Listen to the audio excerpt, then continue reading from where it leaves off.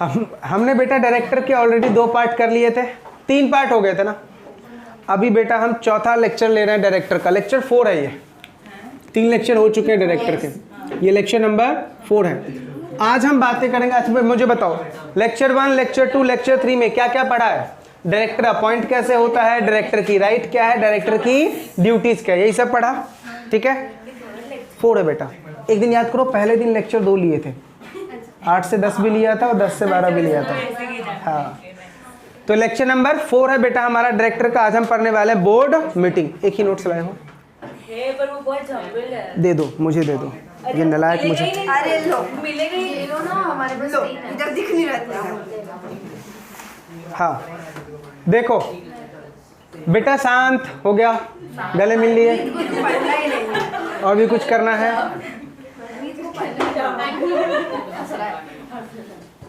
बेटा हो गया, गले वाले मिल लिए, चलो आ जाओ। Page number 175, meeting of board and it's power. Meeting of board and it's power. बहुत ही शांति से दिमाग से सुनना।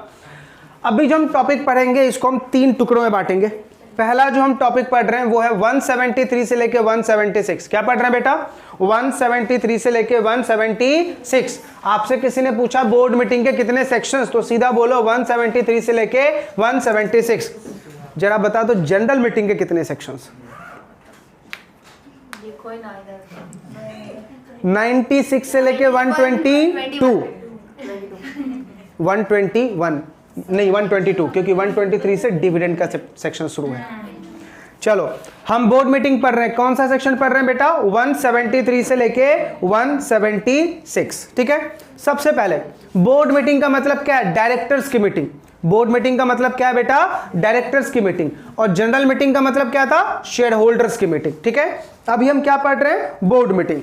सबसे पहले बोर्ड मीटिंग करने के लिए बेटा कुछ रिक्वायरमेंट्स हैं, पहले हम उस रिक्वायरमेंट्स को पढ़ते हैं। ध्यान सुनना, बहुत इंपॉर्टेंट चैप्टर है। बोर्ड मीटिंग करने के लिए कुछ रिक्वायरमेंट्स की नीड होती है, पहले हम उस रिक्वायरमेंट्स को पढ़ते हैं। सबसे पहला क्या लिखा भाई? Proper constitution of board of director. क्या होना चाहिए बेटा? Proper constitution of board of director. मतलब पब्लिक कंपनी में 3, प्राइवेट कंपनी में 2, 1 पर्सन कंपनी में 1। तो प्रॉपर कॉन्स्टिट्यूशन होना चाहिए और इनकी अपॉइंटमेंट एज पर लॉ होनी चाहिए। हमने अपॉइंटमेंट के सारे प्रोविजन पढ़ लिए, तो बोला उसके अकॉर्डिंग से आपने डायरेक्टर को अपॉइंट कर रखा हो। Second point, due notice.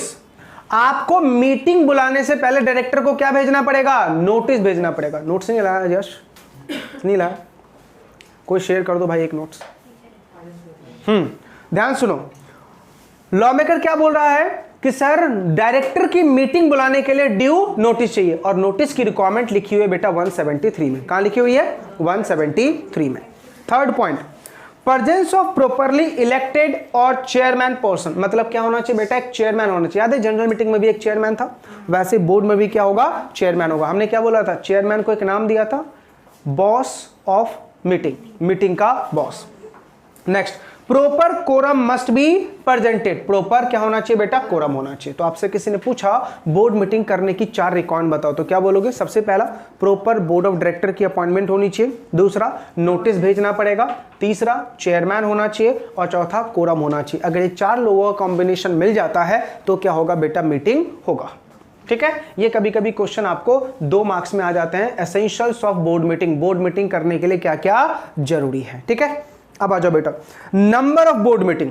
कितने बोर्ड मीटिंग करने? सुनना, कंपनी अगर पहली बार इनकॉर्पोरेट हुई है, जिस साल उनको सर्टिफिकेट ऑफ इनकॉर्पोरेशन मिला, जिस साल उनको सर्टिफिकेट ऑफ इनकॉर्पोरेशन मिला, उस साल आपको 5 बोर्ड मीटिंग करनी हुई। कितनी? 5 बोर्ड मीटिंग करनी हुई। जिस साल उनको सर्टिफिकेट ऑफ इनकॉर्पोरेशन मिला उस साल उनको 5 बोर्ड मीटिंग करनी है। कैसे 5 बोर्ड मीटिंग? सुनना, जिस दिन सर्टिफिकेट ऑफ इनकॉर्पोरेशन मिला उसके 30 डेज के अंदर में पहली बोर्ड मीटिंग हो जानी चाहिए। जिस दिन सर्टिफिकेट ऑफ इनकॉर्पोरेशन मिला उसके 30 डेज के अंदर में पहली बोर्ड मीटिंग हो जानी चाहिए। और रिमेनिंग पीरियड जो भी बचा उस साल का, उसमें 4 बोर्ड मीटिंग और होनी चाहिए। लेकिन याद रखना है 2 बोर्ड मीटिंग के बीच का गैप 120 डेज से ज्यादा नहीं होना चाहिए। दोबारा बोल रहा हूं, पहले साल, जिस साल कंपनी को सर्टिफिकेट ऑफ इनकॉर्पोरेशन मिला उस साल कितनी बोर्ड मीटिंग होगी? 5 बोर्ड मीटिंग होगी। ठीक है, पहला बोर्ड मीटिंग कब होगा? With in 30 days of incorporation, और बचे हुए पीरियड में आपको 4 बोर्ड मीटिंग और करनी है। बात याद ये रखना है कि 2 बोर्ड मीटिंग के बीच का गैप 120 डेज से ज्यादा नहीं करोगे। सेकेंड ईयर से, सेकेंड और सब्सिक्वेंट ईयर से आपको साल में 4 बोर्ड मीटिंग करनी है और 2 बोर्ड मीटिंग के बीच का गैप 120 डेज से ज्यादा नहीं होना चाहिए। This is the requirement of section number 173। इतनी बातें समझ में आ गई? कोई डाउट यहां पे? अब एक बात बताओ, 1 पर्सन कंपनी में जो बोर्ड मीटिंग होगा, साल में कम से कम 2 बोर्ड मीटिंग होनी चाहिए। कितनी? 2 बोर्ड मीटिंग। लेकिन वहां पे एक कंडीशन है बेटा, 2 बोर्ड मीटिंग के बीच का गैप 90 डेज एटलीस्ट होना चाहिए। अभी देखो, अभी मैंने इससे पहले वाले लॉ में क्या बोला? अदर देन 1 पर्सन कंपनी साल में 4 बोर्ड मीटिंग करनी है और 2 बोर्ड मीटिंग के बीच का गैप 120 डेज से ज्यादा नहीं होना चाहिए। जबकि मैं ओपीसी में क्या बोल रहा हूं? ओपीसी और स्मॉल कंपनी को साल में कितनी बोर्ड मीटिंग करनी होती है? 2, और 2 बोर्ड मीटिंग के बीच का गैप कम से कम 90 डेज रखना है। सर अगर हम 4 कर ले तो कुछ गलत किया क्या? नहीं, अच्छी बात है। कम से कम 2 करना है ना, तुम 2 से जितना ज्यादा करोगे वो अच्छे प्रोविजन है। याद रहेगा? पक्का? चलिए अब आते हैं notice of board meeting. Board meeting की नोटिस बेटा मीटिंग होने से 7 डेज पहले जाएगी। कितने दिन पहले जाएगी? 7 डेज पहले। बताओ जनरल मीटिंग की नोटिस कितने दिन पहले जाती थी? 21 डेज पहले। बोर्ड मीटिंग की नोटिस कितने दिन पहले जाएगी बेटा? 7 डेज पहले जाएगी। किसको? हर एक डायरेक्टर को। कहां पे? उसके रजिस्टर्ड एड्रेस पे, जो भी उसने एड्रेस लिखवा रखा है वहां पे आपको भेजना पड़ेगा, या तो हैंड डिलीवरी या तो इलेक्ट्रॉनिकली। इलेक्ट्रॉनिकली कैसे? Bye way of email. WhatsApp कर दूं भैया आ जाना, समझा? नेक्स्ट आ जाओ। In case of board meeting it is called at a shorter notice at least 1 independent director if any shall be present at the meeting. If he is not present, then the decision of meeting shall be circulated to all the directors and it shall be final only after ratification of decision by at least 1 independent director if any. सुनो, क्या 7 days से कम पे notice बुलाई जा सकती है? बोला yes. आप 7 डेज से कम पे नोटिस मीटिंग बुला सकते हो, लेकिन जब आप 7 डेज से कम पे मीटिंग बुलाओगे तो उस मीटिंग में एक इंडिपेंडेंट डायरेक्टर प्रेजेंट होना चाहिए। ठीक है? और अगर नहीं प्रेजेंट है इंडिपेंडेंट डायरेक्टर तो ठीक है, मीटिंग में जो भी डिस्कशन हुआ उसको सर्कुलेट करोगे किसको? बाकी के डायरेक्टर को सर्कुलेट करोगे, और उसको रेटिफाई कौन करेगा? इंडिपेंडेंट डायरेक्टर अगर कंपनी में है तो। ऐसा वर्ड क्यों लिखा? इंडिपेंडेंट डायरेक्टर कंपनी में है तो, क्योंकि सर प्राइवेट कंपनी में इंडिपेंडेंट डायरेक्टर का कंसेप्ट नहीं है। आ रही है बातें समझ में? तो देखो इक्वेशन कैसे याद रखना है, चलो फटाफट बोलो। बोर्ड मीटिंग की नोटिस कितने दिन पहले जाएगी? अच्छा, 7 डेज में कौन कौन सा दिन काउंट नहीं करना है? जिस दिन भेज रहे हो और जिस दिन मीटिंग होगा वो 7 डेज में काउंट नहीं करना है। किसको भेजना है नोटिस? हर एक डायरेक्टर को उसके रजिस्टर्ड एड्रेस पे। ठीक है? दूसरी बात, क्या शॉर्टर नोटिस पे मीटिंग बुला सकते हैं? लॉ मेकर ने बोला यस, इसके लिए इंडिपेंडेंट डायरेक्टर को मीटिंग में प्रेजेंट होना पड़ेगा। अगर इंडिपेंडेंट डायरेक्टर मीटिंग में प्रेजेंट नहीं हो रहा है तो आपने मीटिंग में जो भी डिस्कशन किया वो सर्कुलेट करना पड़ेगा सारे डायरेक्टर्स को, और सारे डायरेक्टर का क्या होना चाहिए? उस पर कंसेंट आना चाहिए। और रेटिफिकेशन किससे करवाओगे? अगर इंडिपेंडेंट डायरेक्टर है तो रेटिफाई कौन करेगा? Independent director. क्लियर? और अगर मान लीजिए कंपनी ने इस प्रोविजन का वायलेशन कर दिया तो 25,000 तक का क्या लगेगा बेटा? फाइन। मतलब क्या? कंपनी बिना नोटिस के मीटिंग बुला रही है, क्या लगेगा? 25,000 का फाइन। चलो सोच के, प्रैक्टिकल क्वेश्चन पूछ रहा हूं, सोच के आंसर देना। मान लो आरिका किसी कंपनी की डायरेक्टर थी, ठीक है? आरिका आज ऑफिस के गेट पे पहुंची, रामू काका प्यून थे, वो बोलते हैं आरिका मैम आज मीटिंग है, जल्दी पहुंचो, 10:30 को मीटिंग है। चलेगा?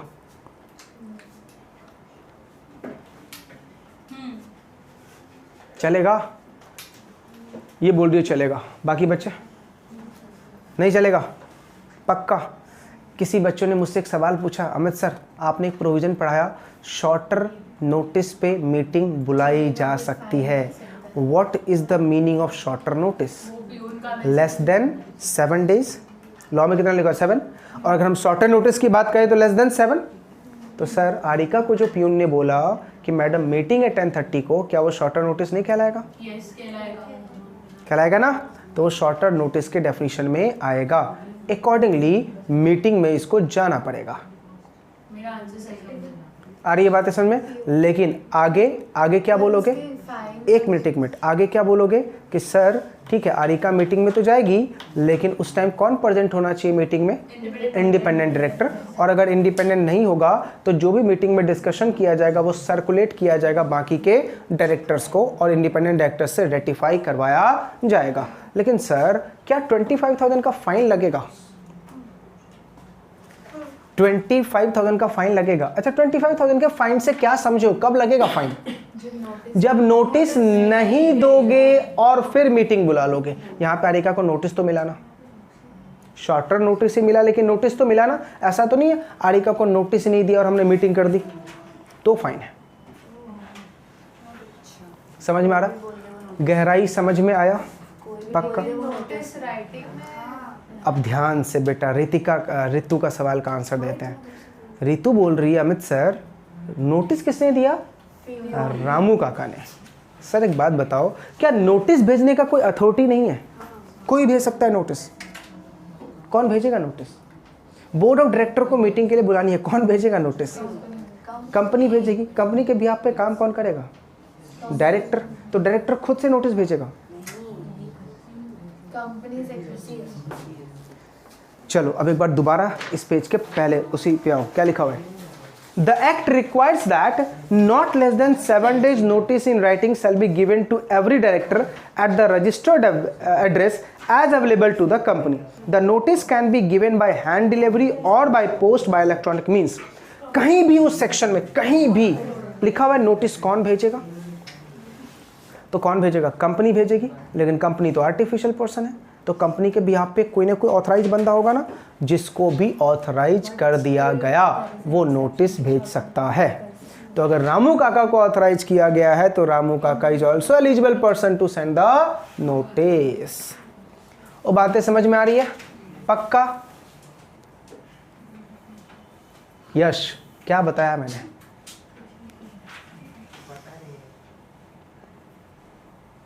प्रणीत क्या बताया मैंने?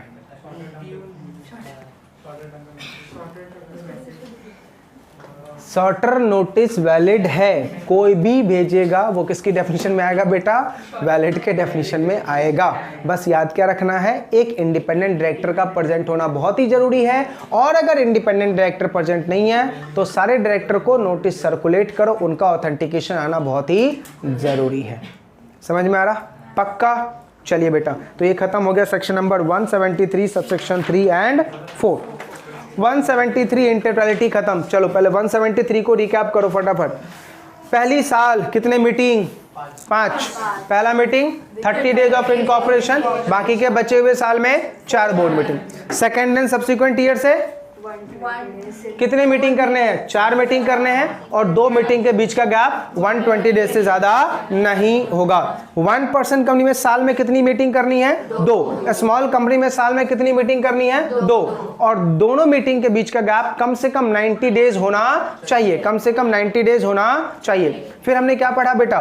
फिर हमने ये पढ़ा कि नोटिस कितने दिन पहले भेजी जाएगी, तो बोला 7 डेज पहले। कितने दिन पहले भेजी जाएगी? 7 डेज पहले नोटिस जाएगा। लेकिन सर क्या शॉर्टर नोटिस भेज सकते हैं? बोला यस भेज सकते हैं, लेकिन उसके लिए 2 कंडीशन है। पहला, इंडिपेंडेंट डायरेक्टर मीटिंग में प्रेजेंट होगा, और अगर इंडिपेंडेंट डायरेक्टर मीटिंग में प्रेजेंट नहीं है तो हम जो भी मीटिंग में डिस्कशन किया गया वो हम सर्कुलेट करेंगे अदर डायरेक्टर्स को, और रेटिफाई करेगा कौन? इंडिपेंडेंट डायरेक्टर अगर है तो, और अगर इंडिपेंडेंट डायरेक्टर नहीं है तो सर्कुलेट करना है अदर डायरेक्टर्स को और उनका ऑथेंटिकेशन लेना बहुत ही जरूरी है। अगर आपने शॉर्टर नोटिस पे नोटिस भेजा है लेकिन नोटिस दिया ही नहीं तो फाइन लगेगा कितने का बेटा? 25,000। लेकिन आपने शॉर्टर नोटिस दिया तो उस पर 25,000 का फाइन नहीं है। इतनी बातें समझ में आ गई? चलिए अब आते हैं section number 174 quorum. Section number 174 quorum. चलो इधर देखो, 174 किसको डील करता है बेटा? कोरम को। ध्यान से सुना, कोरम कितना होगा? तो बोला 1/3 ऑफ टोटल स्ट्रेंथ। कितना? 1/3 ऑफ टोटल स्ट्रेंथ और 2 विच एवर इज हायर। ठीक है, तो मान लो अगर बोर्ड का स्ट्रेंथ 9 है तो 9 का 1/3 3 और 2 विच एवर इज 3। ठीक है, अब बहुत डेंजर बात बोल रहा था, सुनना। लॉ मेकर क्या बोल रहा है कि अगर आपके कंपनी में 2/3 या उससे ज्यादा इंटरेस्टेड डायरेक्टर हैं, 2/3 या उससे ज्यादा क्या है बेटा, इंटरेस्टेड डायरेक्टर हैं, तो जो बचे हुए डायरेक्टर बचे, मतलब जो डिसइंटरेस्टेड डायरेक्टर हैं, कम से कम 2 होगा तो ही कोरम बनेगा। अब पूछोगे अमित सर पहले ये बताओ what is the meaning of interested director. Interested director को एक्सप्लेन किया गया है सेक्शन नंबर 184 में, थोड़ी देर बाद पढ़ाऊंगा 184 क्या है। अभी के लिए इतना समझो, इंटरेस्टेड डायरेक्टर का मतलब होता है एक ऐसा डायरेक्टर जो कंपनी से कहीं ना कहीं रिलेटेड है, कंपनी से कहीं ना कहीं वो क्या है, रिलेटेड है। कैसा रिलेशन है वो बाद में डिस्कस करेंगे, ठीक है। तो अगर मान लीजिए 2/3 या उससे ज्यादा बोर्ड क्या है बेटा, इंटरेस्टेड है, तो कम से कम डिसइंटरेस्टेड डायरेक्टर कितने होने चाहिए, 2, तो ही क्या बनेगा, कोरम बनेगा, अदरवाइज कोरम नहीं होगा।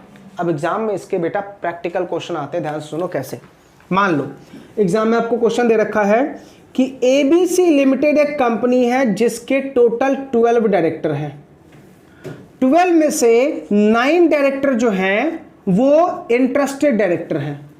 आपको पूछ रहा है फाइंड आउट करो कोरम।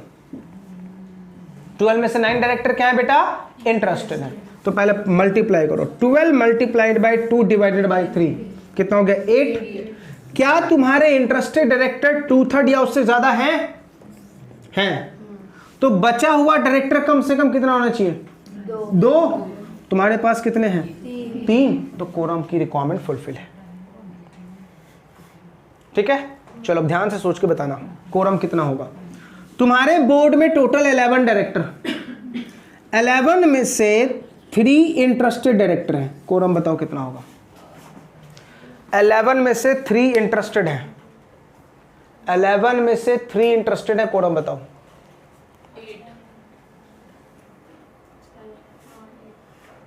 8। मैं बोल रहा हूं बेटा कोरम बताओ, कोरम कितने होंगे वो बताओ।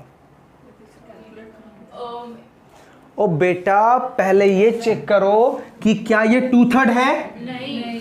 11 multiplied by 2 divided by 3, 22 divided by 3 होगा, 7 पॉइंट समथिंग आएगा, तो मतलब 8 होगा। मतलब ये तो सिर्फ 3 ही है, मतलब ये वाला लॉ तो लग ही नहीं रहा। जब ये वाला लॉ नहीं लग रहा तो ये वाला लॉ लगाना है। अब ये क्या बोल रहा है, 1/3 और 2, तो 1/3 कितना होगा बेटा, 4, 3 पॉइंट समथिंग होगा ना, तो 4 और 2 whichever is 4 क्या होगा, कोरम। लेकिन ध्यान से, जिस पर्सन को तुम कोरम बनाओगे वो पर्सन इंटरेस्टेड नहीं होना चाहिए। आपने अभी 1/3 का एग्जांपल लिया ना, हाँ, क्योंकि यहाँ पे 2/3 का प्रोविजन लग नहीं रहा, समझ में आ रहा। चलो एक और क्वेश्चन सॉल्व करो। हाँ, 2/3 का प्रोविजन लग रहा होगा तो 1/3 भूल जाना है, 2/3 का प्रोविजन नहीं लग रहा तो 1/3 पे आ जाना है। एक कंपनी के बोर्ड में टोटल मान लेते हैं सर 8 डायरेक्टर हैं और 8 में से 4 डायरेक्टर इंटरेस्टेड हैं, तो कोरम की रिक्वायरमेंट बताओ। तो सबसे पहले चेक करो कि ये जो इंटरेस्टेड है क्या है, 2/3 है, तो 8 मल्टीप्लाइड बाय 2 डिवाइडेड बाय 3 कितना आ रहा है बेटा, 16 डिवाइडेड बाय 3, तो यानी 6 डायरेक्टर, तो 2/3 है क्या, तो 2/3 का लॉ नहीं लगेगा। तो अब क्या करेंगे, 8 का 1/3 कितना आएगा बेटा, 2 पॉइंट समथिंग आएगा, तो यानी 3 और 2 whichever is, तो 3 क्या होंगे, कोरम। आया समझ में। अब ध्यान सुनो, जनरल मीटिंग की अगर बातें आपको याद हो तो हमने क्या पढ़ा था, कोरम को कितने टाइम में आना है, कोरम को अपॉइंटेड के 30 मिनट्स में आ जाना है, याद आ रहा, कोरम को अपॉइंटमेंट के 30 मिनट्स में क्या आ जाना है बेटा, आ जाना है। अब ध्यान सुनो यहाँ पे क्या लिखा हुआ है, पहला पैराग्राफ देखो क्या लिखा हुआ है, the quorum of the meeting of the board of director of the company shall be 1/3, any fraction आएगा तो उसको राउंड ऑफ करना है, as 1 if the total strength or 2 whichever is higher, and the participant of the director by the video conferencing or by the audio visual means shall be also be counted for the purpose of quorum। ये exam में question पूछ लेता है कि क्या sir कोई director अगर audio video के थ्रू मीटिंग में पार्टिसिपेट कर रहा है तो क्या वो कोरम की डेफिनेशन में काउंट होगा। आप क्या बोलोगे, यस सर, वो कोरम की डेफिनेशन में काउंट होगा। समझ में आ रहा? ऑडियो वीडियो समझे ना? वो घर से बैठे बैठे वीडियो कॉन्फ्रेंसिंग जूम ऐप के थ्रू मीटिंग अटेंड कर रहा है। समझ में आ रहा? आगे आ जाओ। The counting director sorry the continuing director में act notwithstanding any vacancy in the board but if and so long as their number is reduced below the quorum fixed by the act for a meeting of the board, the continuing director or director may act for the purpose of increasing the number of director to that fixed by the quorum। ध्यान सुनो बेटा, आपको याद आ रहा हमने जब appointment का प्रोविजन पढ़ा था तो क्या बोला था? जब आप डायरेक्टर को रिटायर करते हो तो आपको अपॉइंट भी करना होता है, ठीक है? और अपॉइंट करने का प्रोविजन क्या था कि अगर आपने उसी मीटिंग में ये डिसाइड नहीं किया कि मुझे डायरेक्टर बढ़ाना नहीं है या दूसरे को अपॉइंट भी नहीं किया तो आप रेजोल्यूशन पास करो। अगर आपने रेजोल्यूशन पास नहीं किया तो meeting will stand adjourn in the next week at the same time same place same day. Adjourn meeting में भी डायरेक्टर अपॉइंट नहीं हुआ तो retiring director will automatically reappoint. लेकिन मान लो तुमने मीटिंग में ये डिसीजन ले लिया मुझे डायरेक्टर बढ़ाना ही नहीं है, मतलब डायरेक्टर वैकेंसी फिल नहीं होगी। लेकिन अगर मान ले बेटा तेरे कंपनी के 2 डायरेक्टर थे और तेरा प्राइवेट कंपनी है और एक डायरेक्टर चला गया तो अब तो एक किसी भी हालत में अपॉइंट करना पड़ेगा ना, नहीं तो कोरम की रिक्वायरमेंट फुलफिल होगी क्या? नहीं। और तुम्हारा डायरेक्टर भी मिनिमम नंबर से कम हो जाएगा, जबकि लॉ क्या बोलता है? मिनिमम नंबर ऑफ डायरेक्टर तो तुझे रखने हैं और अगर मिनिमम नंबर ऑफ डायरेक्टर तूने नहीं पूरा किया तो 6 महीने के बाद तुम्हारी लायबिलिटी क्या हो जाएगी? अनलिमिटेड। समझ में आ रहा नहीं आ रहा? तो मिनिमम डायरेक्टर तो मुझे रखना ही है। तो लॉ मेकर वहां पे ये बोल रहा है कि देखो डायरेक्टर को रिटायर करने के बाद अगर तुम्हारे इतने डायरेक्टर हैं कि जो कोरम बन सकता है तो ठीक है, कंटिन्यू फॉर दैट। लेकिन डायरेक्टर को हटाने के बाद अगर तुम्हारे कोरम बनने के चांसेस कम है तो नया डायरेक्टर और तुम्हें अपॉइंट करना पड़ेगा। सोच के बताना कि एडिशनल डायरेक्टर कोरम में काउंट हो सकता है, ऑल्टरनेट डायरेक्टर कोरम में काउंट हो सकता है, नॉमिनी डायरेक्टर कोरम में काउंट हो सकता है, director appointed in casual vacancy क्या कोरम में काउंट हो सकता है? लॉ मेकर ने बोला yes, everyone is eligible to counted in quorum. हमने क्या बोला? कोरम में बस वो काउंट नहीं होगा जो डिसइंटरेस्टेड होगा, सॉरी जो इंटरेस्टेड होगा।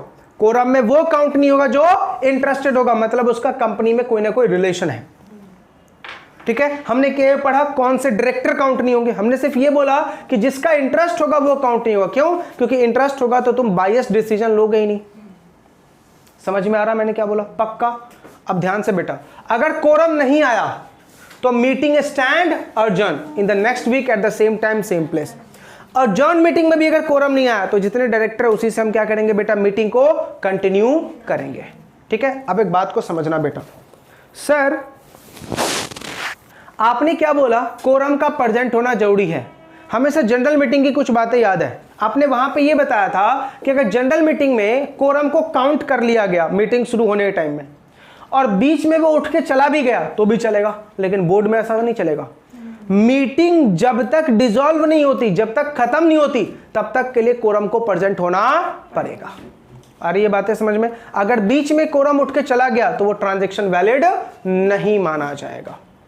याद रहेगा? पक्का? कोई डाउट? ये है बेटा आपका सेक्शन नंबर 174। और हमेशा याद रखना, इंटरेस्टेड डायरेक्टर को कोरम में काउंट नहीं किया जाता है। इंटरेस्टेड डायरेक्टर को कोरम में काउंट नहीं किया जाएगा।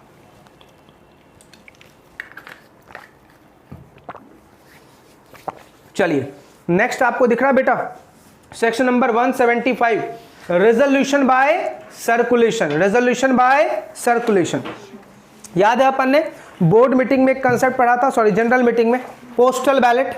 ये वैसा ही है, ये वैसा ही है। मतलब यहां पे डायरेक्टर अगर मीटिंग में नहीं भी आएंगे तो चलेगा, उनके घर पे हम क्या भेज देंगे? रेजोल्यूशन की कॉपी। उनके घर पे हम क्या भेजेंगे बेटा? रेजोल्यूशन की कॉपी। चलो देखो क्या लिखा हुआ है। A resolution shall be deemed to have been duly passed by the board or by a committee thereof by circulation only if the resolution has been circulated in draft together with necessary papers if any to all the directors or members of the committee as the case may be at their address registered with the company in India, underline the word in India। अब देखता हूं किसका कितना दिमाग चलता है। दोबारा से इस सेंटेंस को पढ़ो।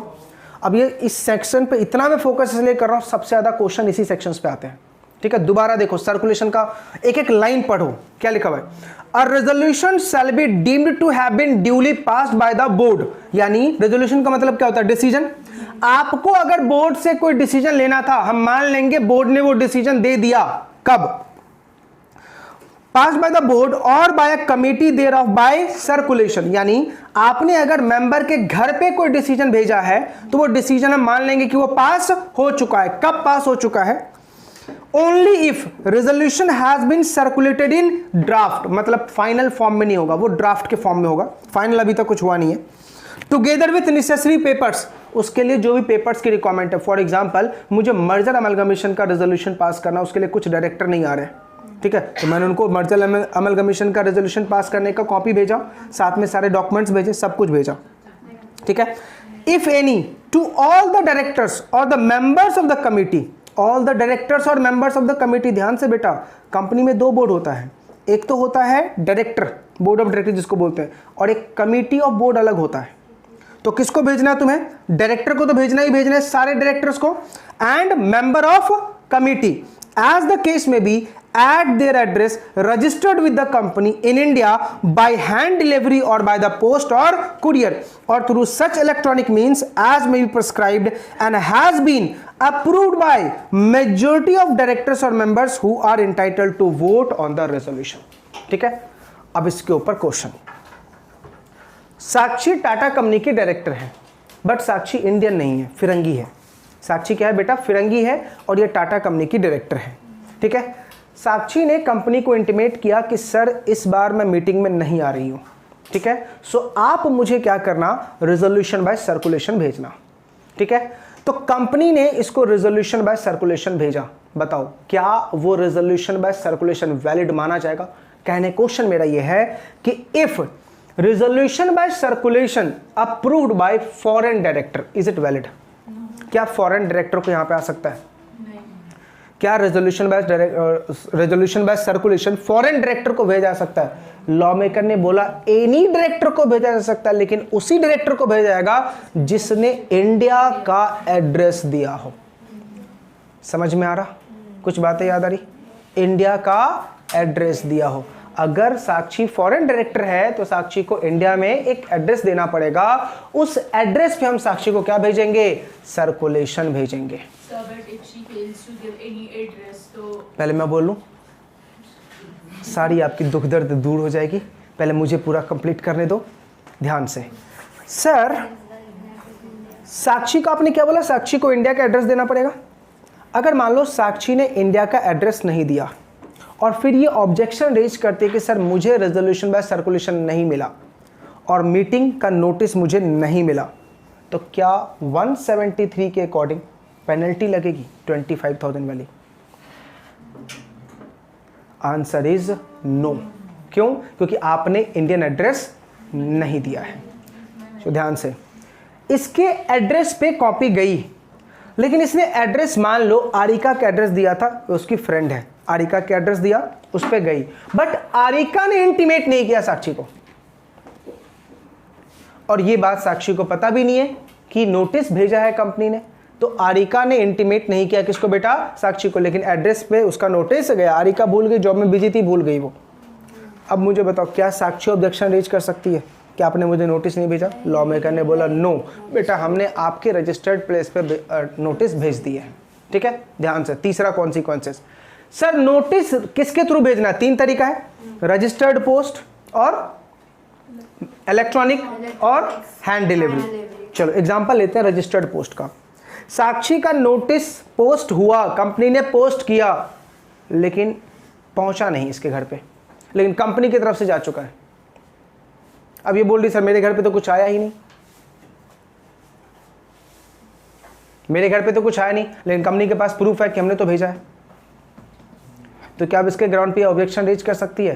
कंपनी ने बोला हमारे साइड से अगर नोटिस डिस्पैच हो गया बस खत्म, आपको मिला या नहीं मिला उसमें हमारी कोई जिम्मेदारी नहीं है। हमारी साइड से बस क्या होना चाहिए, नोटिस डिस्पैच होना चाहिए, तब हमारा डिफॉल्ट नहीं है। समझ में आया मैंने क्या बोला।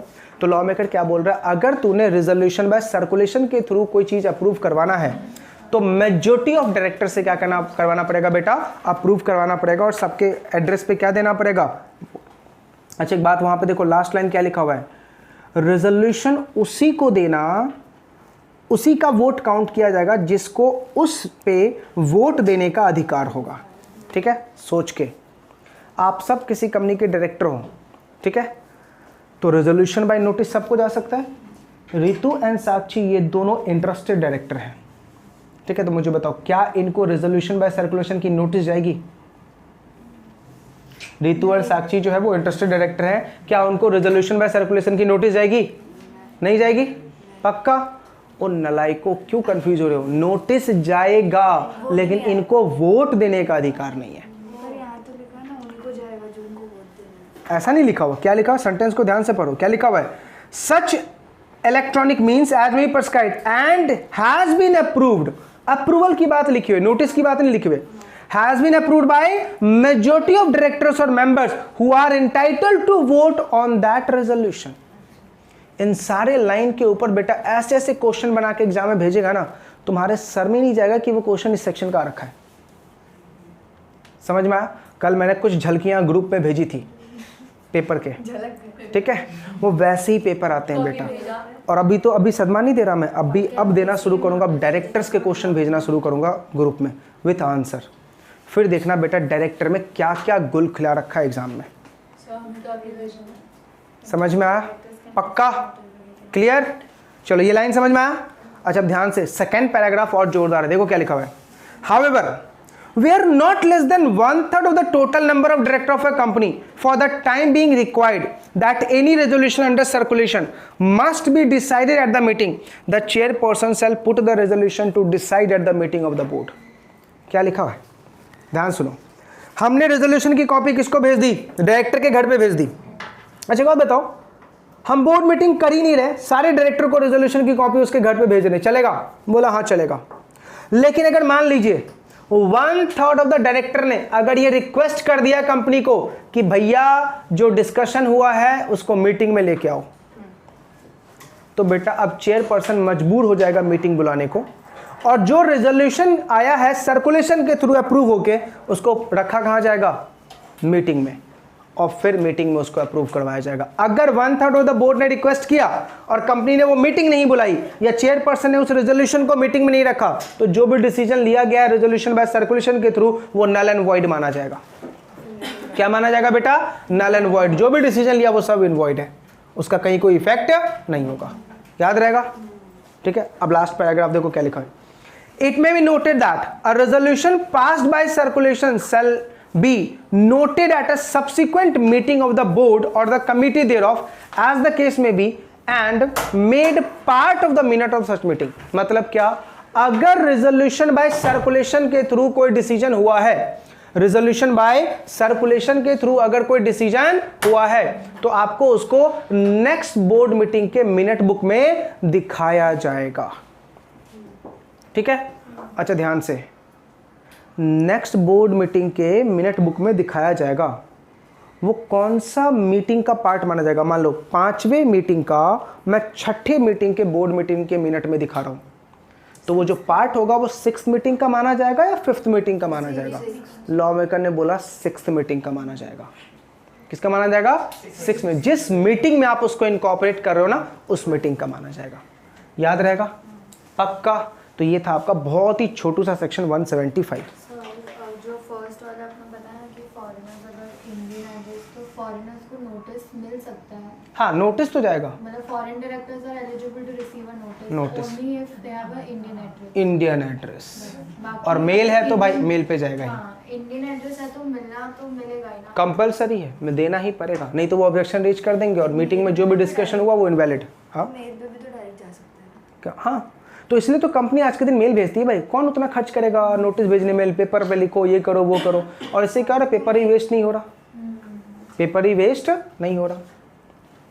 आ रही बात है? देखना बेटा, कुछ दिन के बाद ये जो भी आप पढ़ रहे हो ना, नोट्स वगैरह मिल रहे हैं, सब ऑनलाइन हो जाएंगे, ऐप बनाए जाएंगे, उसमें आप सारे नोट्स लो, फिजिकल नोट्स सब बंद हो जाएंगे, क्योंकि गवर्नमेंट प्लानिंग करे भी किसके ऊपर? पेपर वेस्टेज नहीं होगा, बहुत सारी चीज़ इलेक्ट्रॉनिक होने की। देखो लॉ मेकर ने ऐसा लिखा है, अब मान लो जिस कंपनी के पास कंप्यूटर फैसिलिटी नहीं है उसके पास तो ऑप्शन यही होगा मेल भेजना है। समझा या नहीं समझा?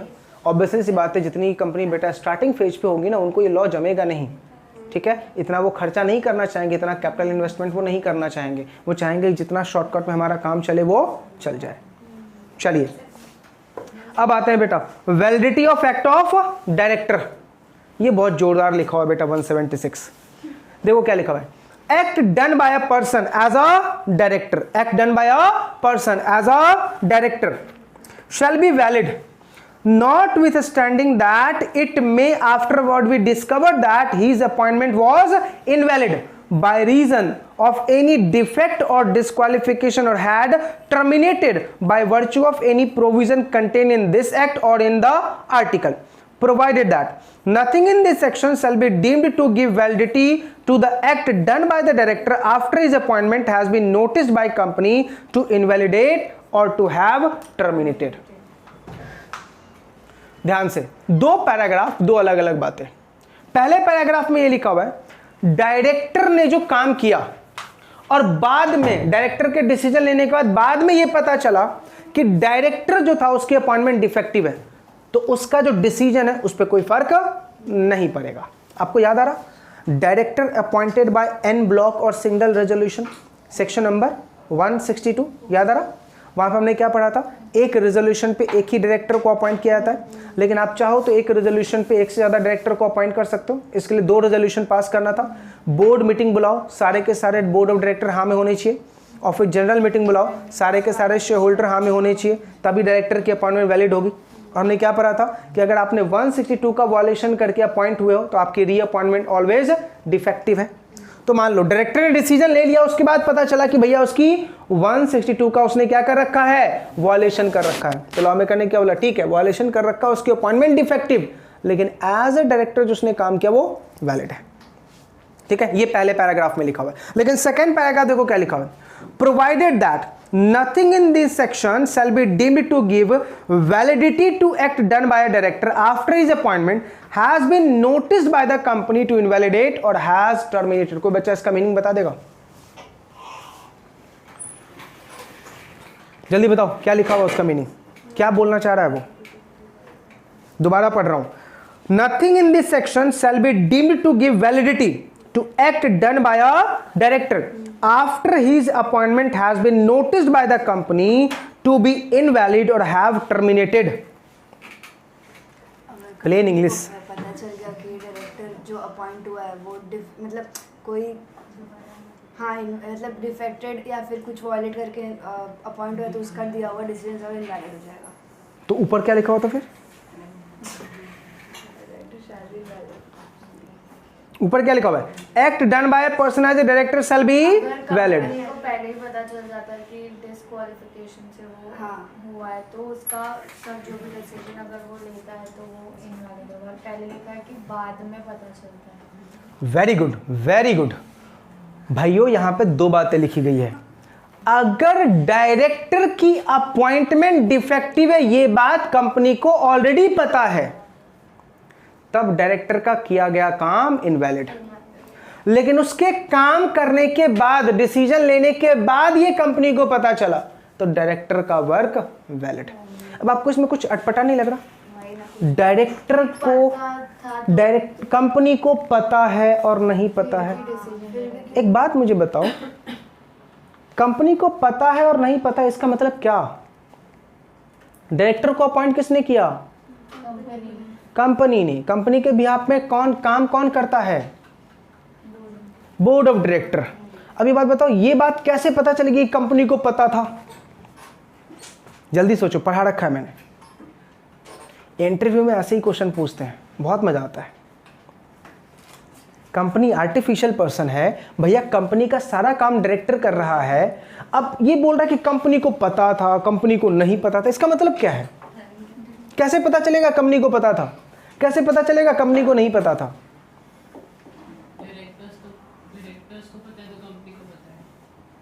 ऐसा डायरेक्टर्स को पता है तो कंपनी को पता है।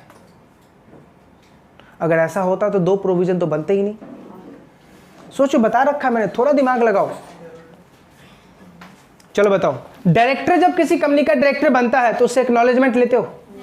कौन से फॉर्म में? DIR 12 नहीं, DIR 3 नहीं, 4 MGD 14 DIR 2। अरे मैंने सबसे पहले 2 ही तो बोला था। कब बोला? मैंने कब बोलते हो ना मेरे को? तुमने 3 बोला था। थोड़ा बोल DIR 2 कंसेंट देगा। अच्छा बताओ, तुम किसी कंपनी के डायरेक्टर बने हो, तुमने अपना कंसेंट दे दिया, क्या ये बात कंपनी को पता चली कि तुम डायरेक्टर बन गए हो? यस। अब कंपनी इस बात को किसको बता देगी? ROC को। इसका मतलब है जब तुमने ROC को ये बात की इंटीमेशन दे दी तो इसका मतलब कंपनी को पता है कि डायरेक्टर अपॉइंट हो चुका है। तो इसका मतलब कंपनी को पता है का मतलब क्या है? You has given the intimation to the ROC। अब बताओ, इतने टेक्निकलिटीज में कौन जाएगा? बस मुझे बेटा एक बार पेपर सेट करने दो, फिर देखो। आप पास करवाओगे कि वापस एक अटेम्प्ट दिलवाओगे? चलो, ये इतनी बातें समझ में आ गई भैया? 176 का कॉन्सिक्वेंसेस समझ में आया मैं क्या बोल रहा हूं? क्या समझा? DIR 12 इज द फॉर्म जिससे ये पता होता है कंपनी को कि डायरेक्टर अपॉइंट हो चुका है।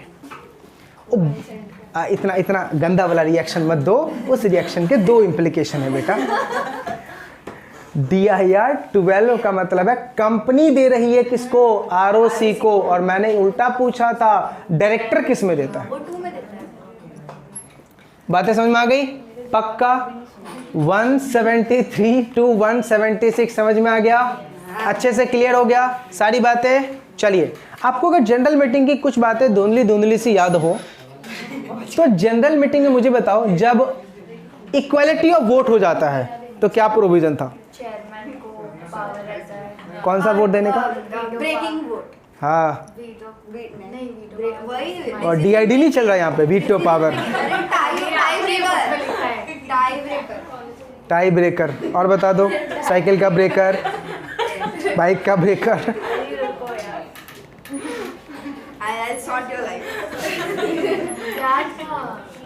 Casting vote. उसका ठीक है, मतलब क्या होता है? पता है मुझे, पता है मुझे। ओ नालायक, उसमें कास्टिंग वोट लिख के आना ना तुम्हें। वो बातें समझ में आ रही नहीं आ रही? क्या देगा वो? Casting vote. समझ में आ रहा नहीं आ रहा? कास्टिंग वोट याद आ रहा? देखो नीचे लिखा हुआ है, casting vote of a chairman. अगर इक्वालिटी ऑफ वोट हो गया तो चेयरमैन क्या दे देगा बेटा? Casting vote. अच्छा बताओ, चेयरमैन को अपॉइंट कैसे करना है? तो रेगुलेशन नंबर 70 क्या बोलता है कि बोर्ड किसी भी पर्सन को क्या बना सकता है बेटा? चेयरमैन। लेकिन जिसको उसने चेयरमैन बनाया, अगर वो 5 मिनट के अंदर अंदर में नहीं आया अपॉइंटेड टाइम के, तो जितने भी डायरेक्टर प्रेजेंट है उसमें से किसी एक को क्या बना दो भैया? चेयरमैन। लेकिन डायरेक्टर ही बनेगा भाई, आउटसाइडर कोई नहीं बन सकता मुंह उठा के। समझ में आ रहा या नहीं आ रहा? इसी के साथ हमारा चिंदी सा टॉपिक बेटा बोर्ड मीटिंग का प्रोविजन खत्म। अच्छा हाँ, एक चीज और, most and most important for exam, page number 178। Sir, क्या मीटिंग ऑडियो विजुअल के थ्रू हो सकती है? ऑडियो वीडियो, चलो ऑडियो वीडियो 2 चीज लिखा है। वीडियो में क्या आएगा? जूम ऐप, गूगल ऐप के थ्रू। अच्छा, ऑडियो में कॉन्फ्रेंसिंग कॉल के थ्रू करूं? WhatsApp call? तो कौन सा कॉल? वीडियो भी होता है बेटा any type of audio video is acceptable. Any type of audio video is acceptable. उन्होंने क्या बोला? ऑडियो। लेकिन याद रखना बेटा, उनका ऑडियो वीडियो करने का उनका एक पूरा सिस्टम होता है, उनका एक पूरा सिस्टम होता है। लेकिन ध्यान से, एग्जाम में आपको एक क्वेश्चन पूछेगा, भैया ये बताओ, और ये क्वेश्चन आपने प्री टेस्ट में देखा होगा, कौन कौन से ऐसे मैटर हैं जो ऑडियो विजुअल के थ्रू नहीं हो सकते? कौन कौन से ऐसे मैटर हैं जो ऑडियो विजुअल के थ्रू नहीं हो सकते? देखो वहां पे 5 मैटर ऐसे हैं जो ऑडियो विजुअल के थ्रू नहीं हो सकते। क्या क्या लिखा हुआ है? The approval of annual financial statement, the approval of board report. Section बताओ, बोर्ड रिपोर्ट का सेक्शन 35। 130, 135, 134. क्या बोला लास्ट में क्या बोला? 134 is the board report. 134 is the board report. नहीं, मैंने सुना 134 इज द बोर्ड रिपोर्ट। ठीक है। लेकिन कोविड के टाइम तो क्या ये नहीं, कोविड हो या कुछ भी हो बेटा, ये एक्सेप्टेबल ही नहीं है। ठीक है, तो देखो approval of board report, then approval of prospectus, then audit committee meeting, and then approval matter relating to the amalgamation, merger, demerger, take over. ठीक है, ये सब किसके थ्रू होगा बेटा? मीटिंग बुलानी ही पड़ेगी, ऑडियो विजुअल के थ्रू नहीं होगा। याद रहेगा? पक्का? कोई डाउट? खत्म। अब इसके बाद बेटा याद है अपन ने लास्ट टू लास्ट क्लास में एक कंसेप्ट पढ़ा था, सेक्रेटरियल स्टैंडर्ड। कितने स्टैंडर्ड अपन ने पढ़ने को बोले थे? दो, SS1 और SS2। SS1 किसको डील करता है? बोर्ड मीटिंग को, और SS2 जनरल मीटिंग को। अब आगे का SS2 दो आया नहीं, इफेक्टिव नहीं है।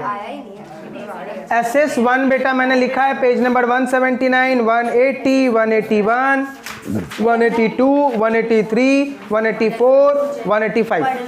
यस, एक बार गो थ्रू करना है SS को। ये होमवर्क है बेटा। हाँ, जनरल मीटिंग में SS लिखा हुआ था और बोर्ड मीटिंग में भी SS लिखा हुआ है। 2 SS आपको पढ़ने होते हैं। कोई दिक्कत? पक्का? इसी के साथ हमारा छोटा सा सेक्शन बेटा 173 से लेके 176 खत्म। ठीक है, बोर्ड मीटिंग की सारी कहानियां खत्म। अब आते हैं बेटा बोर्ड की पावर की बात करते हैं। ठीक है, आपको मेरे नोट्स में देखो पहले बोर्ड कमेटी लिखा हुआ है। Board committee page number 185, board committee दिख रहा है आपको?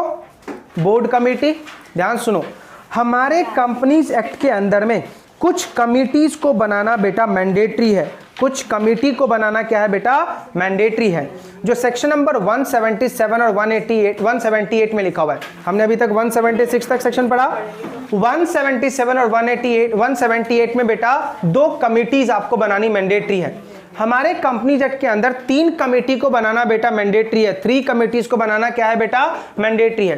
पहला है ऑडिट कमेटी, दूसरा है शेयर होल्डर ग्रीवेंसेस कमेटी, और तीसरा है नॉमिनेशन कमेटी। क्या क्या बोला मैंने? Audit committee, share holder grievances committee और नॉमिनेशन कमेटी। ये 3 कमेटी को बनाना क्या है बेटा? मैंडेटरी है। चलिए सबसे पहले बात करते हैं हम section number 177 that deals with the audit committee. देखिए पेज नंबर 186 पे दिख रहा आपको? The board meeting are usually held in once 3 months. 3 महीने में एक बार बेटा बोर्ड मीटिंग होती है। जनरली हमने वही बोला ना, 120 डेज का गैप होना चाहिए, और साल में 4 बोर्ड मीटिंग करनी है, तो 3 महीने का ही गैप होगा ना। आगे, generally policy matters are discussed at the level of board. The board does not have the benefit in the depth study of affairs of the company. देखो मुझे बताओ, हम अगर इंडियन कंपनी की बात करो ना, इंडियन कंपनी के जो बोर्ड ऑफ डायरेक्टर होते हैं ना बेटा, और जब तुम जॉब में जब तुम जॉब में जाओगे ना, तो आपको लगेगा कि सर हमारा डायरेक्टर कितना डफर है, कितना डफर है। हमारे 5% के भी बराबर नहीं है, लेकिन फिर भी क्या है? कंपनी का डायरेक्टर है। ये बात हमारी गवर्नमेंट को भी रियलाइज है कि इंडिया कंपनी के जो डायरेक्टर्स हैं वो 90% डायरेक्टर डफर है। कंपनी चल किसकी वजह से रही है? तो बेटा वहां काम करने वाले एम्प्लॉयज की वजह से। नॉलेज किसके पास है? एम्प्लॉय के पास। हमेशा याद रखना, जो बिजनेसमैन होता है ना बेटा, वो पढ़े लिखे लोग नहीं होते। बिजनेसमैन पढ़े लिखे लोग, बहुत रेयर चांस होगा कि बिजनेसमैन आपको पढ़ा लिखा होगा। इसी से इमेजिन करो, एक अनपढ़ इंसान किसको रूल कर रहा होता है? एक पढ़े लिखे लोगों को। आप मुझे बता दो, PM, CM उनकी कोई क्वालिफिकेशन है, लेकिन और रूल किसको कर रहे होते हैं? IPS को। सोचो एक पढ़े लिखे इंसान की वजूद क्या है इंडिया में। एक पढ़े लिखे इंसान की वजूद क्या है? पूरी जवानी बर्बाद करके, पूरी लाइफ एंजॉयमेंट छोड़ के क्या कर रहा होता है बेटा? पढ़ रहा होता है। और उसके बाद क्या मिलता है? एक अनपढ़ इंसान के नीचे क्या कर रहा होता है बेटा? काम कर रहा होता है। कितना एकदम अलग चीज है ये। चलो अब इस बात को बेटा हम जरा ध्यान समझें। बोर्ड ऑफ डायरेक्टर बेटा इतने इफेक्टिव नहीं होते, तो भाई कोई ना कोई तो एक्सपर्ट होना चाहिए। इसी वजह से कंपनी में बेटा इन बोर्ड कमिटीज को रिकमेंड किया गया। कौन कौन सी कमिटीज आई? ऑडिट कमेटी आया, नॉमिनेशन कमेटी आया और रेम्युनरेशन कमेटी। अब तीनों कमेटी के बारे में समझते हैं बेटा क्या क्या है। सबसे पहला आ जाइए, लॉ मेकर क्या बोलता है, कौन कौन सी कंपनी को ऑडिट कमेटी बनाना मैंडेटरी है? Section number 177 page number 186। देखो कौन कौन सी कंपनी को ऑडिट कमेटी बनाना क्या है बेटा? मैंडेटरी है। पहला, listed company mandatory audit committee बनाएगा। दूसरा, public company paid up share capital 10 crore या उससे ज्यादा, पब्लिक कंपनी टर्नओवर 100 करोड़ या उससे ज्यादा, ऑल पब्लिक कंपनी जिसकी आउटस्टैंडिंग बोरोइंग कितनी है बेटा? 50 करोड़ या उससे ज्यादा। कहीं ऐसा सिलसिला और पढ़ा था? ऐसा ही सिलसिला हमने कहीं और पढ़ा था जब ऑडिटर के रोटेशनल का कंसेप्ट पढ़ा था और दूसरा इंडिपेंडेंट डायरेक्टर के अपॉइंटमेंट का कंसेप्ट पढ़ा था। याद आ रहा? तो देखो क्या लिखा हुआ है, every listed company, all public company having a paid up share capital 10 crore या ज्यादा, all public company having turnover 100 crore या उससे ज्यादा, all public company having turnover 50 crore या उससे ज्यादा। उसमें बेटा ऑडिट कमेटी अपॉइंट करना क्या है? मैंडेटरी। तो मुझे बताओ, audit committee private company appoint करेगी? नहीं। क्यों? क्योंकि वहां पे जितनी भी कंपनी लिखा हुआ है सबका नाम क्या लिखा हुआ है? Public company. क्लियर है? चलिए, तो मान लीजिए जो कंपनी इस लिमिट के अंदर में फॉल कर गई उसको क्या बनाना है? Audit committee. चलो, ऑडिट कमेटी में कम से कम कितने लोग होंगे? तो बोला 3। कितने लोग होंगे?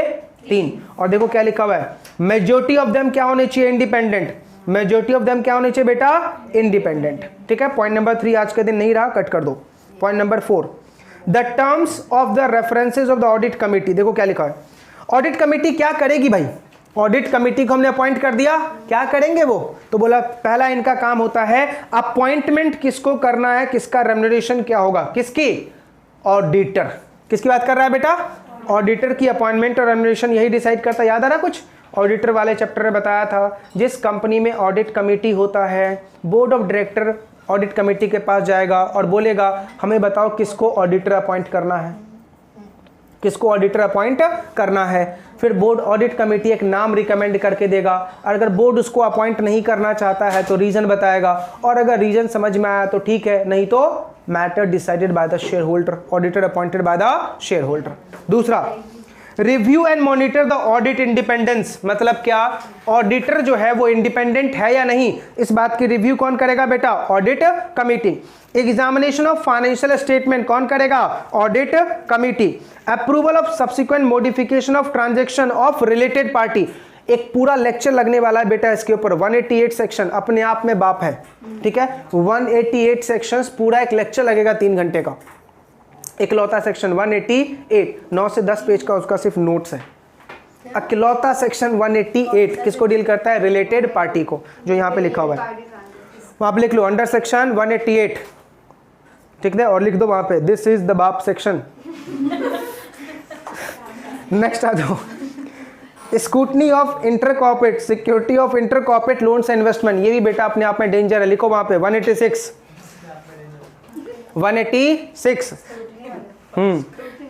और ये सेक्शन बेटा इतना डेंजर है ना, इतना डेंजर है, मुझे इसके पुराने कंपनी लॉ में जो सेक्शन था ना वो भी याद है अभी तक।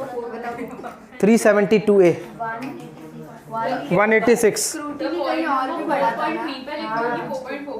हाँ क्या 4.4 4.2?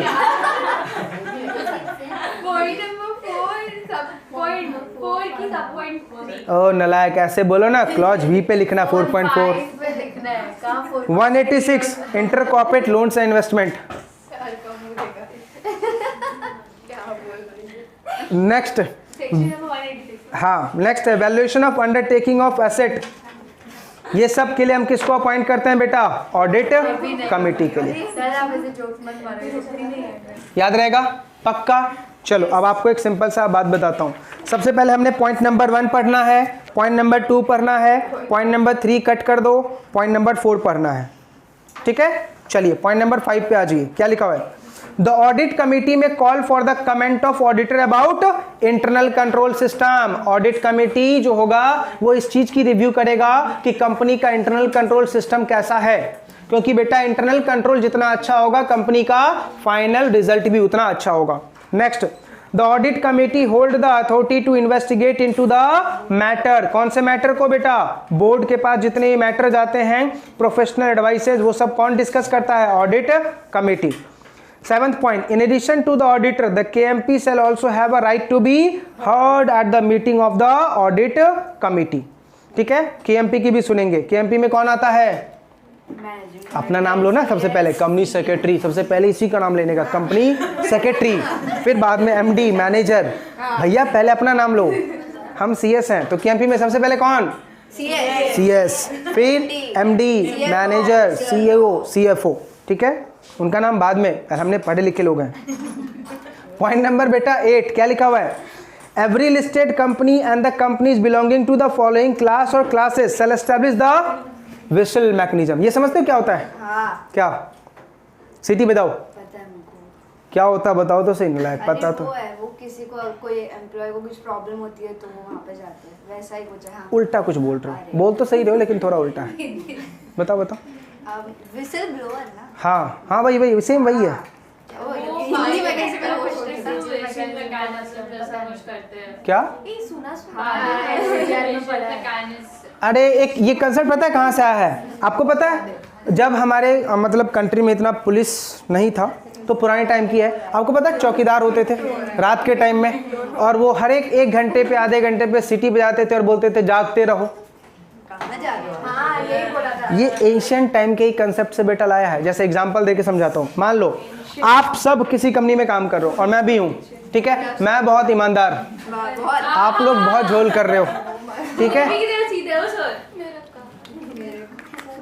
और एक बात सुनो, आप लोगों की कंप्लेन मैंने बोर्ड को कर दी कि आपकी कंपनी को बर्बादी पे ले जाने वाले यही लोग हैं, ठीक है, बोर्ड को कर दी, बोर्ड ऑफ डायरेक्टर को कर दी।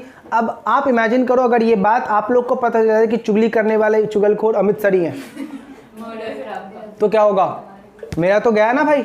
तो डिपार्टमेंट क्या बोल रहा है? कंपनी को एक रिस्पॉन्सिबिलिटी लेनी है कि जो लोग आपकी कंपनी के भलाई के लिए कुछ आपको आके बताते हैं उसका नाम डिस्क्लोज नहीं करोगे। इसी पॉलिसी को बोलते हैं बेटा विसल मैकेनिज्म पॉलिसी। याद रहेगा? बस इतना तक ही पढ़ना बेटा, बाकी सारे बातें 8 पॉइंट तक पढ़ना है, बाकी सब छोड़ दो। यस, 8th 9th 10th ये सब उसी का है बेटा, बाकी सब कट कर दो, सब कट कर दो। नहीं बस नहीं, अभी तो 11 भी नहीं बजा। Sorry sorry sorry. हाँ ध्यान से बेटा, ऑडिट कमेटी समझ में आ गया? अब आ जाओ नॉमिनेशन कमेटी। कौन सा कमेटी है? नॉमिनेशन। नाम से ही क्या लग रहा है? नॉमिनेशन। और आगे भी कुछ लिखा हुआ है नॉमिनेशन एंड। तो इसका काम क्या होगा? किसको अपॉइंट किया जाए, किसको ऑडिटर बनाया जाए, किसको डायरेक्टर बनाया जाए, और उसका रेम्युनरेशन कितना होगा। ठीक है, अब देखो कौन सी कंपनी में नॉमिनेशन कमेटी मैंडेटरी है, वही सेम लिखा हुआ है। Listed company, public company having paid up share capital 10 crore या उससे ज्यादा, टर्नओवर 100 करोड़ या उससे ज्यादा, all public company boring 50 crore या उससे ज्यादा। क्या अपॉइंट करोगे बेटा? Nomination committee. इसमें भी कितने डायरेक्टर होंगे? 3। इसमें भी कितने डायरेक्टर होंगे? 3। एक बात बताओ मैजिक, पूरी कंपनी लॉ में कभी भी कमेटी पूछ ले और पूछे मिनिमम कंपोजिशन, सीधा लिख के आना 3 और 2 इंडिपेंडेंट। समझा? 3 और 2 इंडिपेंडेंट। देखो क्या लिखा हुआ है, the audit committee nomination committee shell consist of 3 और मोर नॉन एग्जीक्यूटिव डायरेक्टर। समझ में आ रहा? नॉन एग्जीक्यूटिव का मतलब क्या बताया था? Independent, out of which not less than 1/2 shall be the independent director. ठीक है, the chairperson of the company may be appointed as a member but shall not chair the such committee. Member वहां का chairperson बन सकता है लेकिन वो chair नहीं करेगा। The committee shall identify the person qualified to become a director. इस कमेटी का काम क्या होता है? कौन पर्सन क्वालिफाइड है डायरेक्टर बनने के लिए और उसका रेम्युनरेशन कितना होगा, ये कौन डिसाइड करेगा बेटा? यही कमेटी डिसाइड करेगा। क्वालिफिकेशन क्या रखना है, अपॉइंटमेंट कैसे होगा, ये सब कौन डिसाइड करेगा? ये कमेटी डिसाइड करता है। याद रहेगा? बस इतना आपको याद रखना है। किसमें? नॉमिनेशन कमेटी में। और लास्ट कमेटी, सिर्फ नाम याद रखो, नाम में पता चल जाएगा आपको क्या लिखा है, शेयर होल्डर ग्रीवेंसेस कमेटी। मतलब यहां ये कमेटी किस लिए बनाया जाएगा? शेयर होल्डर के कंप्लेन को रिजॉल्व करने के लिए। किस लिए बनाया जाएगा? शेयर होल्डर के कंप्लेन को रिजॉल्व करने के लिए ये कमेटी बनाया जाएगा। इसको हम क्या बोलते हैं बेटा? Shareholder grievances committee. आ गया समझ में? अब इन तीनों कमेटी में से जो मोस्ट इंपॉर्टेंट कमेटी है वो है बेटा दो, ऑडिट कमेटी और नॉमिनेशन कमेटी। ऑडिट कमेटी और नॉमिनेशन कमेटी, ये दो कमेटी बेटा बहुत इंपॉर्टेंट है एग्जामिनेशन पॉइंट ऑफ व्यू से। आया समझ में या नहीं? पक्का? क्लियर? तो इसी के साथ बेटा हमारा सेक्शन नंबर 177 और 178 खत्म। 173 से 176 क्या था? बोर्ड मीटिंग के प्रोविजन। और 177 और 178 ये तीन कमेटी, कौन कौन से तीन कमेटी? ऑडिट, नॉमिनेशन और share holder grievances committee. Clear? चलो 5 मिनट का ब्रेक ले लो, फिर हम शुरू करेंगे बेटा आगे।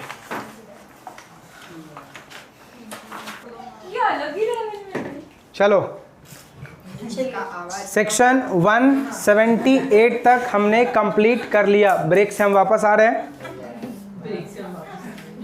ठीक है? आजा बेटा 183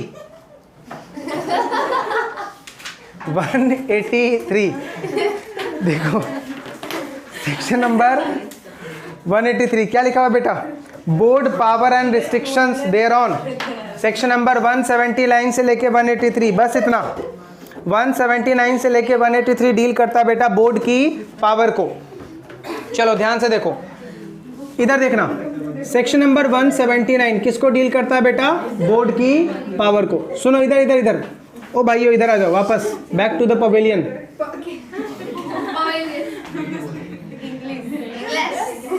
आजा भाई, अपना आईपीएल शुरू करते। इधर देखो सेक्शन नंबर 1, हाँ भाई हो गया हो गया। देखो ये नालायक बृहस्पतिवार से कुछ अलग ही दुनिया में है। आ जाओ सेक्शन नंबर 179, हम किसकी बात कर रहे हैं बेटा? बोर्ड की पावर, ठीक है? सुनो, कंपनी का जो वर्क है बेटा, कंपनी का जो वर्क है उस 100% वर्क को 3 पार्ट में डिवाइड किया गया है।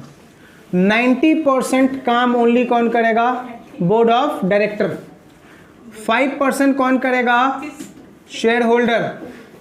और बाकी का 5% कौन करेगा? बोर्ड ऑफ डायरेक्टर, लेकिन शेयर होल्डर से पूछ के, ठीक है? तो 179 सेक्शन क्या बोलता है? कंपनी का जो वर्क है 100% वर्क को हमने 3 पार्ट में डिवाइड कर दिया। 90% काम कौन करता है आपको?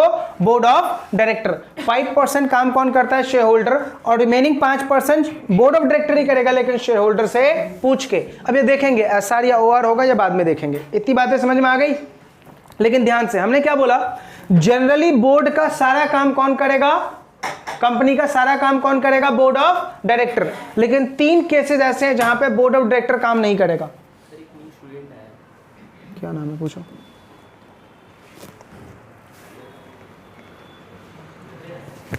किस चीज के लिए है?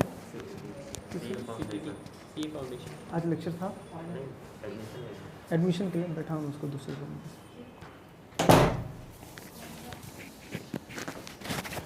हाँ देखो, हमने क्या बोला? कंपनी का जो वर्क है 100% उसको 3 पार्ट में डिवाइड कर दिया। कंपनी का सारा काम कौन करेगा? Board of director. लेकिन 3 केसेस में बोर्ड ऑफ डायरेक्टर नहीं करेगा। उस केस में कौन करेगा? Share holder. ये 3 केस ही आपको बस याद रखना। पहला, डायरेक्टर एक्टिंग मैलाफाइड।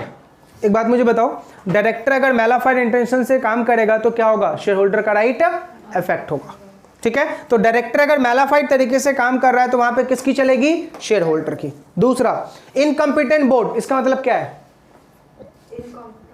मतलब बोर्ड में रिक्विजिट नंबर ऑफ डायरेक्टर नहीं है, या बोर्ड में जो डायरेक्टर हैं वो डिसीजन लेने के लायक नहीं है, तो हम क्या बोलेंगे? It's incompetent board. Next, deadlock in the board, मतलब डिसीजन नहीं हो पा रहा। 8 डायरेक्टर हैं, 4 हाँ में 4 ना में, तो क्या हो गया? डेडलॉक। ये 3 बातें याद रखनी है 179 में, ये 3 बातें याद रखनी है। इन 3 केसेस में डिसीजन कौन लेगा? Share holder. बाकी सारे केसेस में डिसीजन कौन लेता है? Board of director. याद रहेगा? चलिए, अब जो 179 का जो मोस्ट इंपोर्टेंट आपको पार्ट याद रखना है वो है 190 पेज का 179(3). बाकी के बीच की बातें फुल इग्नोर कर देना। 179 पेज 190 पेज पे 179 सबसेक्शन 3 मोस्ट इंपॉर्टेंट। ऐसी कौन कौन सी डिस्कशन है जो ओनली बोर्ड मीटिंग में की जाएगी, ठीक है, वो हम पढ़ रहे हैं। ऐसी कौन कौन सी डिस्कशन है जो ओनली कहां की जाएगी बेटा, बोर्ड मीटिंग में। पहला देखो क्या क्या लिखा हुआ है। अगर शेयर होल्डर से कॉल मनी मंगाना चाहते हो तो बोर्ड मीटिंग बुलाना पड़ेगा। बायबैक करना चाहते हो तो बोर्ड मीटिंग बुलाना पड़ेगा। डिबेंचर इशू करना चाहते हो चाहे इंडिया में या आउटसाइड इंडिया में, बोर्ड मीटिंग बुलाना पड़ेगा। मनी बोरो करना चाहते हो, बोर्ड मीटिंग बुलाना पड़ेगा। कंपनी के फंड को इन्वेस्ट करना चाहते हो कहीं और, बोर्ड मीटिंग बुलाना पड़ेगा। इंटर कॉर्पोरेट लोन्स या गारंटी देना चाहते हो, बोर्ड मीटिंग बुलाना पड़ेगा। फाइनेंशियल स्टेटमेंट को अप्रूव करना है, बोर्ड मीटिंग बुलाना पड़ेगा। बिजनेस डाइवर्सिफाई करना है, बोर्ड मीटिंग बुलाना पड़ेगा। अपॉइंट करना है, सॉरी अप्रूव करना है मर्जर अमलगमेशन, बोर्ड मीटिंग बुलाना पड़ेगा। टेक ओवर करना है, बोर्ड मीटिंग बुलाना पड़ेगा। एनी अदर मैटर, अब एनी अदर मैटर में बेटा 3 मैटर और हैं। पेज नंबर 191 अदर पावर्स में देखो लिखा हुआ है पॉलिटिकल कंट्रीब्यूशन करना है, बोर्ड मीटिंग बुलाना पड़ेगा। अपॉइंट और रिमूव करना है केएमपी को, बोर्ड मीटिंग बुलाना पड़ेगा। और अपॉइंट करना है इंटरनल ऑडिटर को या सेक्रेटरियल ऑडिटर को, बोर्ड मीटिंग बुलाना पड़ेगा। तो ये कुछ ऐसे बातें हैं जिसके लिए बोर्ड मीटिंग पक्का बुलाना पड़ेगा। ध्यान से याद रखना, ये सारे ट्रांजैक्शन रेजोल्यूशन बाय सर्कुलेशन नहीं हो सकते, लिख लो वहां पे। These transactions are not eligible, these transactions, सब जितने लिस्ट मैंने आपको बताए हैं ये सारे list, these transactions are not eligible, these transactions are not eligible resolution for circulation, these transactions are not eligible resolution for circulation। ये सारे के सारे ट्रांजैक्शन बेटा रेजोल्यूशन फॉर सर्कुलेशन के लिए नहीं है। क्लियर है? चलिए ये था अपन का सेक्शन नंबर 179। क्लियर हो गया? अब आ जाओ 180, बहुत ही सिंपल। 180 सेक्शन क्या बोलता है, 4 काम को करने के लिए शेयर होल्डर की परमिशन लेनी पड़ेगी बाय वे ऑफ एसआर। काम कौन करेगा, बोर्ड ऑफ डायरेक्टर, लेकिन परमिशन किससे लेना है, शेयर होल्डर से, बाय वे ऑफ एसआर। 4 काम कौन कौन से, ध्यान से देखो लिखा हुआ है।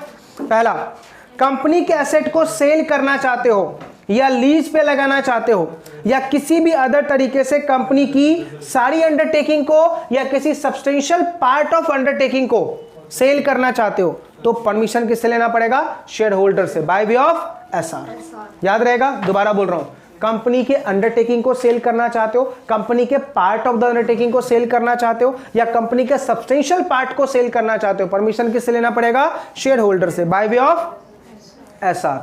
सेकेंड पॉइंट, कंपनी के मनी को इन्वेस्ट करना चाहते हो, to invest otherwise in the trust security, trust security को छोड़ के किसी और सिक्योरिटी में आप इन्वेस्ट करना चाहते हो। कौन से अमाउंट को, जो पैसा रिसीव हुआ है मर्जर अमलगमेशन से, किससे परमिशन लेना पड़ेगा, शेयर होल्डर से, बाय वे ऑफ एसआर।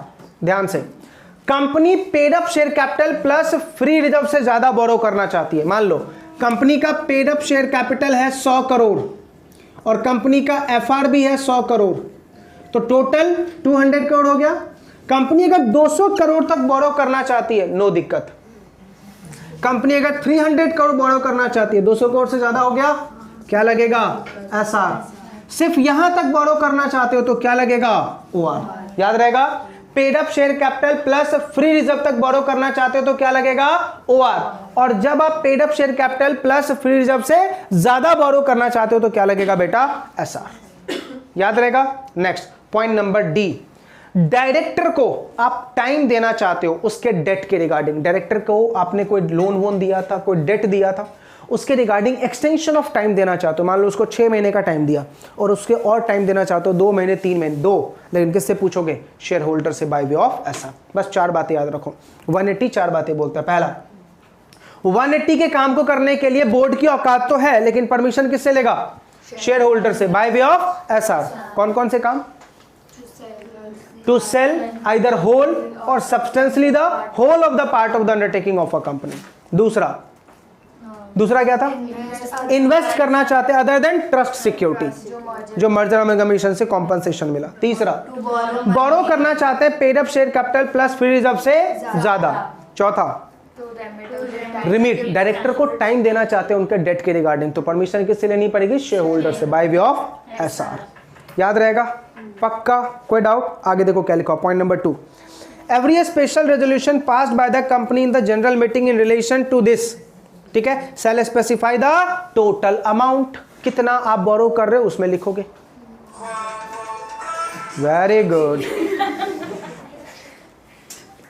समझ में आया, क्लियर है, कोई डाउट? बस 180 में इतनी बातें याद रखोगे, याद रहेगा बेटा? चलो आ जाओ 181, बहुत ही सिंपल। कंपनी कंट्रीब्यूट करना चाहती है, पेज नंबर 193 पे बेटा, बाकी पॉइंट भी इतना इंपॉर्टेंट नहीं है, सिर्फ 2 पॉइंट तक पढ़ना, सिर्फ 2 पॉइंट तक,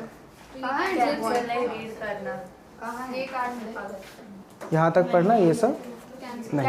हाँ श्योर वाला, हाँ 3 4 5 3 4 5। चलो अब आ जाओ बेटा, section number 181, company to contribute bona fide charitable fund. Company अगर चैरिटेबल फंड में इन्वेस्टमेंट करना चाहती है बेटा, कर सकती है। कंपनी अगर चैरिटेबल फंड में क्या करना चाहती है बेटा, इन्वेस्टमेंट करना चाहती है, कर सकती है। कितना कितना कितना इन्वेस्टमेंट कर सकती है? बोला पिछले 3 साल के एवरेज प्रॉफिट का 5%, पिछले 3 साल के एवरेज प्रॉफिट का 5%। ये है 181, क्लियर है? चैरिटेबल फंड में कितना इन्वेस्टमेंट कर सकते हो बेटा? पिछले 3 साल के एवरेज प्रॉफिट का 5%, ठीक है। अब आ जाओ, देखो इधर देखो, section number 182, company political contribution कर सकती है क्या? तो देखो यहां पे देखो कितना बायस्ड है हमारा गवर्नमेंट लॉ, क्या लिखा है? बोला गवर्नमेंट कंपनी कभी पॉलिटिकल कंट्रीब्यूशन नहीं करेगी, कभी नहीं। गवर्नमेंट कंपनी कभी पॉलिटिकल कंट्रीब्यूशन नहीं करेगी। Other than government company political contribution कर सकती है, लेकिन उसका इनकॉर्पोरेशन होके 3 साल हो चुका है। मतलब जो कंपनी अभी रिसेंटली इनकॉर्पोरेट हुई है वो पॉलिटिकल कंट्रीब्यूशन नहीं कर सकती। लेकिन जिनका इनकॉर्पोरेशन होके 3 साल से ज्यादा हो चुका है, लेकिन वो अदर देन गवर्नमेंट कंपनी होनी चाहिए। गवर्नमेंट कंपनी पॉलिटिकल कंट्रीब्यूशन बेटा नहीं करेगी। ओएनजीसी क्या है? गवर्नमेंट कंपनी है, तो वो पॉलिटिकल कंट्रीब्यूशन नहीं कर सकती। लेकिन टाटा पॉलिटिकल कंट्रीब्यूशन कर सकती है। सर कितना? उनकी मर्जी। आपके नोट्स में देखो 7.5% ऑफ पिछले 3 साल का एवरेज प्रॉफिट लिखा हुआ है। अभी बेटा हटा दिया लिमिट, कंपनी जितना चाहे उतना कर सकती है। कैंसिल। मुझे अगर बोले लॉ बनाने को तो मैं तो 182 ही डिलीट कर दूंगा, चाहिए ही नहीं। इनको पॉलिटिकल कंट्रीब्यूशन करना ही नहीं है नालायकों को, क्यों करें? किस बात का कंट्रीब्यूशन? समझ में आ गया? पहले कितना था? 7.5। अभी क्या है बेटा? नो लिमिट, आप जितना चाहो उतना कर सकते हो। एक बात मुझे बताओ, पॉलिटिकल कंट्रीब्यूशन तुम्हारे लिए खर्चा है? कहां दिखाओगे? कंपनी के प्रॉफिट एंड लॉस अकाउंट में। कहां दिखाओगे तुम? कंपनी के प्रॉफिट एंड लॉस अकाउंट में, करेक्ट है। दूसरा, अगर पॉलिटिकल कंट्रीब्यूशन तुमने बेटा इस एक्ट के बियॉन्ड जाके किया, मतलब क्या पावर नहीं ली, बिना परमिशन के ले लिया, जितना कंट्रीब्यूशन किया ना उसका 5 गुना फाइन लगेगा। सबसे लास्ट पैराग्राफ, जितना कंट्रीब्यूशन किया उसका 5 गुना बेटा फाइन लगा दिया जाएगा। बीच के समझ में आया? बीच वाली लाइन में देखो लिखा हुआ है क्या? जब भी पॉलिटिकल कंट्रीब्यूशन करोगे तो मीटिंग, बोर्ड मीटिंग में ही रेजोल्यूशन पास होगा। रेजोल्यूशन बाय सर्कुलेशन नहीं होगा बेटा। डार्क में लिखा है मैंने, रेजोल्यूशन बाय सर्कुलेशन नहीं हो सकता, ठीक है। और नीचे देखो लिखा हुआ है any donation made to the person who is carrying any activity. मान लो तुम पॉलिटिकल पार्टी को डोनेशन नहीं दे रहे हो, ठीक है, किसी ऐसे पर्सन को दे रहे हो जिसका रिलेशन किसके साथ है? पॉलिटिकल पार्टी के साथ, तो वो भी पॉलिटिकल कंट्रीब्यूशन ही माना जाएगा। Paragraph number 3। और वो पॉलिटिकल कंट्रीब्यूशन कहां पे दिखाना है आपको? Paragraph number 4, profit and loss account, current year के प्रॉफिट एंड लॉस अकाउंट में आपको दिखाना है। इसका लास्ट पैराग्राफ आपको याद रखना है कि अगर पॉलिटिकल कंट्रीब्यूशन बेटा इस सेक्शन के अगेंस्ट जाके किया तो पेनल्टी कितनी है? 5 टाइम्स। याद रहेगा? नेक्स्ट आ जाओ, section number 184, disclosure of interest by 183, section number 183, national defence fund में कंपनी जितना चाहे उतना कंट्रीब्यूट कर सकती है, कोई लिमिट नहीं है बेटा। समझा? नेशनल डिफेंस फंड में कंपनी जितना चाहे उतना कंट्रीब्यूशन कर सकता है, इसका कोई लिमिट नहीं है। क्लियर है? पक्का? तो आज हमने सेक्शन कहां से कहां तक पढ़े? 173 से लेके 183। चलो एक बार सेक्शन रिकैप कर लेते हैं। 173 notice of board meeting, 174 quorum, 175 resolution by circulation, यही था ना 175, रिजोल्यूशन बाय सर्कुलेशन। हाँ 176 validity of act by director, 177 and 178 remuneration committee और nomination committee, 179 powers of board, powers of board, general powers of board, 180 क्या था 180 restriction of board power, 181 national defence fund, 182 sorry bona fide और charitable fund, 181 182 political contribution, 183 national defence fund. Clear? बस आज के लिए इतना ही काफ़ी है।